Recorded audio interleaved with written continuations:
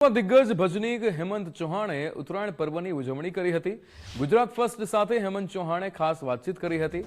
હેમંત ચૌહાણે ઘાતક દોરાથી બચવા લોકોને અપીલ કરી હતી। ગાયક કલાકાર ગીતાબેન ચૌહાણ પણ ઉજવણીમાં જોડાયા હતા। સુરીલા અંદાજમાં બંને કલાકારોએ સૂરોની મહેફિલ રેલાવી હતી। આજે ઉત્તરાયણનો પવિત્ર પર્વ છે ને આજના દિવસે સમગ્ર ગુજરાત અને રાજકોટ છે તે ધાબા ઉપર જોવા મળતું હોય છે। ત્યારે આપણી સાથે પદ્મશ્રી હેમંતભાઈ ચૌહાણ છે। હેમંતભાઈ, આજનો દિવસ છે ઉત્તરાયણનો, ખાસ તો શું સંદેશો આપશો? સૌ પ્રથમ તો ઉત્તરાયણની આપ સૌને હાર્દિક શુભેચ્છા। અને આ કડકડતી ઠંડીમાંથી હવે આપણે થોડા મુક્ત થશું એનો એક આનંદ છે।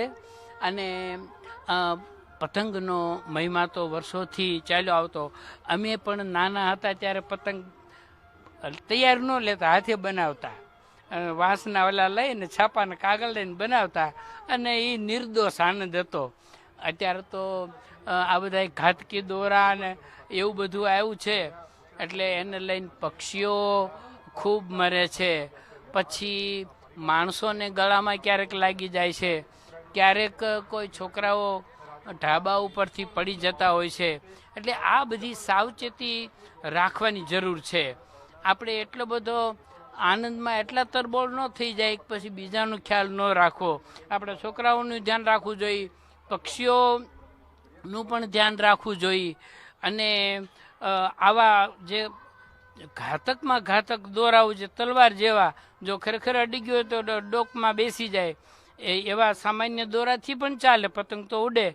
તો એવો હું સંદેશો આપું છું કે આપણે સાદી રીતે ઉત્તરાયણ ઉજવીએ। આજના દિવસે બાળપણ યાદ આવી જાય ઘણી વાર કે? હા, અમે નાના હતા, હાજી નાના હતા ત્યારે અમે છાપાના કાગળ લઈ અને હાથેથી ગુંદર પટ્ટીથી અમે બનાવતા અને અડધી કલાક ઉડાડતા, પતંગ તૂટી જાય અને દોરો કાચો હોય, તૂટી જાય। એટલે એવો નિર્દોષ આનંદ અમે માણેલો। આપના શબ્દોમાં આજના દિવસને કઈ રીતના જુઓ છો આપ? બસ આનંદનો પર્વ છે। હવે ઠંડી પણ વિદાય ધીરે ધીરે બે કડી આજના દિવસે બે કેવું હોય તો જે પતંગો ઊંચે ગગનમાં ચડી છે અને ઊંચે ચડનારાઓમાં જામી પડી છે। હા, ઊંચે અત્યારે જે આ તો સાંકેતિક છે, પતંગ તો સાંકેતિક છે, પણ જે ઊંચે બહુ ચડે છે ને એની અંદરો અંદર જે હરીફાયું છે એની રામ ભક્તે ગાયેલું છે કે જય પતંગો ઊંચે ગગનમાં ચડી છે, અરે ઊંચે ચડનારાઓમાં જામી પડી છે। આ જામી પડી છે એ જામી ન પડે અને બધાય સારી રીતે આનંદથી કિલોલથી સાથે મળી અને તહેવારો ઉજવે અને આ બધાય બંધુતા કેળવે।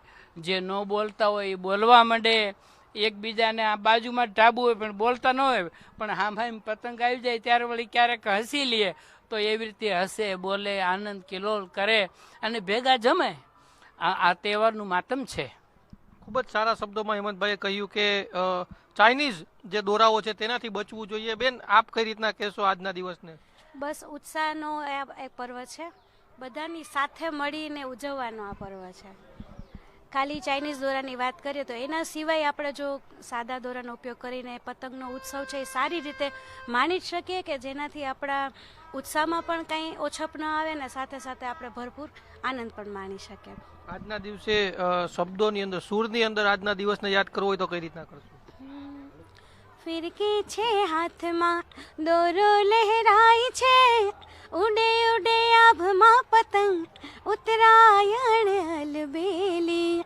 ફિરકી છે હાથમાં, દોરો લહેરાય છે ને, ઉડે ઉડે આભમાં પતંગ, ઉત્તરાયણ અલબેલી। ચોક્કસ આજે ઉત્તરાયણનો દિવસ છે, હળીમળીને રહેવાનો દિવસ છે। ઉત્તરાયણનો દિવસ એક મેસેજ આપતો તહેવાર છે અને લોકોને હળીમળીને રહેવું જોઈએ, એક જ સંદેશો મહત્વનો છે। કેમેરા પર્સન અભય ત્રિવેદી સાથે ગૌતમ બેડા, ગુજરાત ફર્સ્ટ, રાજકોટ।